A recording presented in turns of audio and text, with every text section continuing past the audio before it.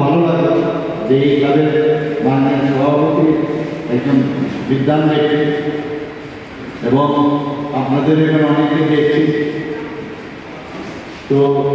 এই ক্লাবের যাতে সুস্থ সামাজিক অবস্থাটা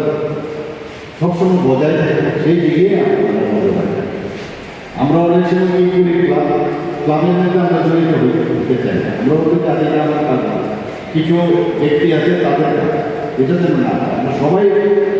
এই ক্লাব মানে আমার এই যে বাড়ি আছে আমার যে আমরা যে জায়গায় থাকি এই বাড়িতে এখানে যদি সহাবস্থান থাকে, যদি শান্তি সম্পত্তি থাকে আমারও তো কন্ট্রিবিউশন দরকার এবং আমারও তো অনেক চিন্তা আছে, অনেক ভাবনা আছে যেটা আমি ক্লাবের মধ্যে যদি জড়িত থাকি তো আমি সেটা দিতে পারি সমাজকে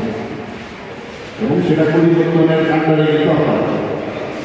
এবং ভাবো একটা ক্লাবের মধ্যে কেউ প্রফেসর আছে, কেউ টিচার আছে, কেউ ডাক্তার আছে, কেউ ইঞ্জিনিয়ার আছে, কেউ ব্যবসা করছেন, কেউ ছোট দাঁড়িয়ে দোকানদারি করছেন,